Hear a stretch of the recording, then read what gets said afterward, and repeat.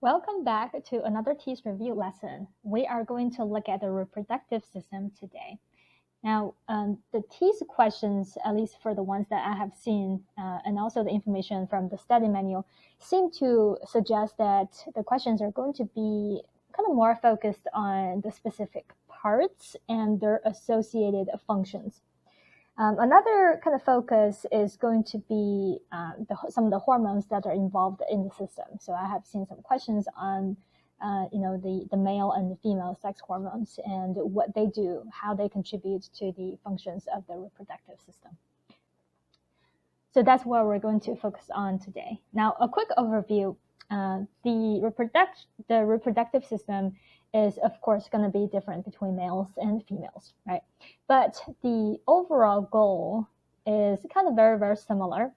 The goal is to produce gametes. Now, you probably remember this term from a previous lesson. So gametes basically just mean sex cells, right? So in males, that's going to be sperm, and in female, that's going to be egg. So those are called gametes. Another goal for the reproductive system is to produce sex hormones. And this is kind of really related to the endocrine system, right? Because the sex hormones are hormones, so they're also part of the endocrine system. And we are going to kind of go over a few important sex hormones today. All right, now let's look at the male reproductive system first. So I found this diagram from online without any labels, but it's okay. We can kind of label them as we go. And this is actually a good exercise. You can, find a diagram without labels from online, and then you can try to label the different structures. All right, now we are going to start with the testes. Usually there are two testes in each male, and the main function is to produce sperm and also male sex hormone. The main one is testosterone. If you see a question, it says, where is testosterone produced, or where is the male sex hormone produced? The answer will be testes. So, testes and ovaries. So ovaries are the counterparts in females. So those are usually the more important organs in the reproductive system because they make the gametes, they also make the sex hormones. These are going to be the testes, all right? Scrotum. So scrotum is kind of like a sac that houses the testes. So there will be a sac, and that's going to be the scrotum.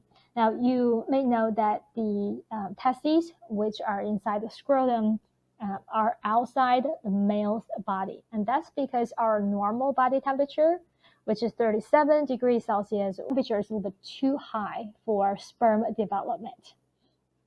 So that's why for mammals, the testes are usually outside the body cavity so that it can maintain a slightly lower temperature. The ideal temperature for sperm development is around 34 degrees C. So you can see that's lower than the normal body temperature, right? So that's why the testes are found outside the body cavity, usually housed in the scrotum. The next structure is epididymis. So that's the epididymis. Now, that's kind of where the sperm is temporarily stored. And also, that's where sperm stays to mature. Okay? A lot of structures seem to have to go through that maturation process. Remember, in the immune system, we talk about B cells and T cells, and they have different locations to mature, right? It's kind of similar for the sperm. The sperm also have to kind of go through a process where they become the mature sperm cells. So that's epididymis. We're also kind of following the pathway for sperm, right? So sperm cells are initially produced in the testes, and then they move on to epididymis to mature, also a temporary storage site. And then the sperm is going to go through this duct. Is going to travel through this duct called ductus deferens or vas deferens. All right, so it transports sperm. The next structure is seminal vesicle. Now, before I talk about this structure, before I talk about the next structure, I kind of want to finish this pathway of sperm traveling. So after the ductus deferens over here, so that's ductus deferens, there's an ejaculatory duct over here, and then the sperm is going to go through urethra. Remember, we talked about urethra in the urinary system. So in males, urethra goes through penis, and urethra transports both urine and sperm, and this is why. Okay, next structure is a seminal vesicle. Now, this seminal vesicle is a kind of accessory organ. So the seminal vesicles are over here. Usually there's a pair. So the seminal vesicle secretes a part of the semen. It secretes a fluid that's part of the semen fluid. That's part of the seminal fluid. I don't think you need to know the details about what's in the fluid secreted by what gland. So when you look at the seminal fluid, it's actually contributed by 3 different types of glands. The seminal vesicle, the prostate, and the bulbourethral gland. So all these 3 glands contribute to semen, which contains both the seminal fluid and the sperm. So that's kind of what each gland secretes, what they contribute to the seminal fluid. But like I said, I don't think TEAS questions will go into that much detail and kind of ask you about what exactly is in the secretion of each gland. So I don't think you need to memorize all the details, but just know that the seminal fluid is secreted or is contributed by all these glands, and the main goal is to nourish the sperm, to activate the sperm, and also neutralize the acidity from the urine, and also the acidity in the vagina, in the vaginal canal, where the sperm have to go through, right, to try to get to the egg and fertilize the egg. All right, the last structure is the penis, right here. So that penis is, the main function is to deliver sperm. Okay, those are the male structures, and now let's look at the female structures. The counterpart for testes is ovaries, right? Again, usually a female has a pair of ovaries, so they're this kind of whitish structure right here. Again, they're kind of like a bean-shaped structures. So the ovaries produce eggs and also female sex hormones such as estrogen. And also progesterone is produced by empty follicles in the ovaries. So we can add a progesterone here as well. All right. Now, the ovaries are going to release eggs, usually 1 egg per month. And then the egg will be swept into this tube called uterine tube or the fallopian tube. Fallopian tube is what's used in TEAS study manuals, so you might want to be familiar with this particular term. So this is the fallopian tube. And you can see once the egg is released by the ovary and it reaches and it gets into the fallopian tube, it's going to travel down the fallopian tube. Okay. Now, there's a very important piece of information about the fallopian tube is that it's the site for fertilization. Okay. So let's say now this picture is a little bit small, so I'm going to draw something over here. So let's say you have the ovary here, right? And then this is the fallopian tube. So the egg is going to enter the fallopian tube, and as it travels along the fallopian tube, that's usually when it encounters a sperm cell. So the sperm will get in here. So once they meet, right, the sperm can fertilize the egg. So remember, the fertilization does not happen in the uterus. No, okay, so not in the uterus. It happens usually in the fallopian tube. And then you have a fertilized egg. Okay, so I'm just going to put F in there to indicate that's the fertilized egg. And then the fertilized egg will be swept toward the uterus, okay? So that's when the egg is going to try to reach the uterus, because that's where the fertilized egg is going to implant, right? And then eventually it's going to develop into a fetus. Now, the fertilized egg cannot stay in the fallopian tube, because the fallopian tube doesn't have a very strong wall. It cannot house the developing embryo, eventually fetus. Only uterus can do that, because uterus has a very thick wall, strong enough to hold the embryo and eventually the fetus. So if the fertilized egg somehow gets stuck in the fallopian tube, as it grows, it's going to rupture the fallopian tube, which could be a very serious situation. So the fertilized egg, has to reach the uterus and implant in the uterus to develop further. Okay, all right. Now, uterus, we already mentioned uterus. That's going to be where the fertilized egg travels to, right? And then implant and then develop. Cervix is the opening of the uterus, and the cervix can secrete mucus, right? You probably have heard of the mucus plug, right?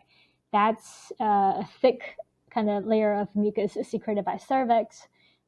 Every month, actually, in response to hormones, to the menstrual cycle, cervix secretes mucus plug to close the uterus, so that no sperm can enter, and also no pathogens can get into the uterus. So it's kind of like a protection mechanism as well. So that's the cervix, and then you probably have heard of cervical cancer, right? That happens in the cervix. Vagina, that's really kind of a place to receive sperm, right? And then the sperm can travel up. So the sperm can travel up through the vagina, through the uterus, and get into each of the fallopian tubes. Last, let's look at the relationship between the reproductive system and the endocrine system. We haven't talked about the endocrine system yet, but just bear with me. We're going to mention some terms, and when we get to the endocrine system, you're going to go over them again, so that's going to help you kind of remember their functions. Now, in males, actually for both the sexes, we will have luteinizing hormone, which is LH, and the follicle stimulating hormone, which is FSH. So the LH will promote the testes to make more testosterone, the main male sex hormone. And the FSH and testosterone together, they will stimulate spermatogenesis. Spermatogenesis really just means sperm production. Sperm production. There you go. And testosterone, again, the male sex hormone, is responsible for the development of male secondary sex characteristics during puberty and also sex drive. All right. Now, in females, of course, you're going to have, you're going to see the influence of LH and FSH. So luteinizing hormone is going to stimulate ovulation, where the egg is released each month. Usually females release one egg per month, but it could be more. And that's why you have, twins or triplets. Progesterone, that's one of the female sex hormones, is produced by empty follicles called the corpus luteum. Now, so in the ovaries, you have these follicles, right? These follicle. And these follicles will have eggs in them. They're called oocytes. Now, as these follicles develop, eventually they will become the mature follicle that can release an egg, right? Which is kind of stimulated by the luteinizing hormone. So once the egg is released, you only have this empty follicle, and it's called the corpus luteum. Corpus luteum produces progesterone, and progesterone is very important in terms of the menstrual cycle. Progesterone signals the endometrium, which is the innermost lining of the uterine wall. Right here, endometrium. So endo means inside, right? So that's the innermost layer of the uterine wall. And the progesterone is going to tell endometrium that, you may get fertilize the egg to implement and develop in the uterus. So in response to that, the endometrium is going to thicken. It's going to get thicker, and there will be kind of blood vessels developing, in preparation for the implementation of a fertilized egg. But if implementation does not occur, then the endometrium is going to shed. So that's what's commonly known as the period. All right, now another main female sex hormone is estrogen. That's probably something that people are more aware of, especially if you're taking birth control pills. It has estradiol, which is the main type of estrogen. So the estrogen is responsible for the development, I'm missing FE, so that's going to be female secondary sex characteristics, right? Such as development of a breast, and also some kind of fat distribution in the body, and also some changes in the pelvis. Okay, so that's the main hormones that are involved in female and the male reproductive system. All right, let's look at some practice problems. Again, if you need some time to think about the question, just pause the video before I reveal the answer. Number 1, which of the following organs produces sperm? So the answer is testes, right? What if I change this to eggs? That's going to be ovary. Number 2, which of the following connects the ovaries and the uterus? So what's the structure between the ovary, right, and the uterus? There is a tube in between. So the correct answer is fallopian tube, right? Fallopian tube. Number 3, in which of the following organs is estrogen primarily made? So who makes estrogen? That's a female sex hormone, right? So it's produced by ovaries. So ovaries makes kind of 2 groups of things. First one is eggs. Ovaries makes eggs. Ovaries make eggs. Ovaries also makes female sex hormone. Okay, such as estrogen and progesterone. Number 4, which of the following is the tube that carries both sperm and urine for release outside the body? So it transports both sperm and urine and goes through the penis. So that's urethra. Number 5, which of the following structures is responsible for egg production? Correct answer is ovaries. All right, good job, guys. You just completed the reproductive system. Now we're getting very, very close to the end of anatomy and physiology. We have one more lesson left on endocrine system, and then we'll move on to the physical and life sciences. That will be the second part of the TEAS Science Review. Again, let me know if you have any questions. If you think the video is helpful, subscribe, give the video a thumbs up, a comment. Let me know if you have any suggestions or topics that you want me to discuss. All right, good job, guys.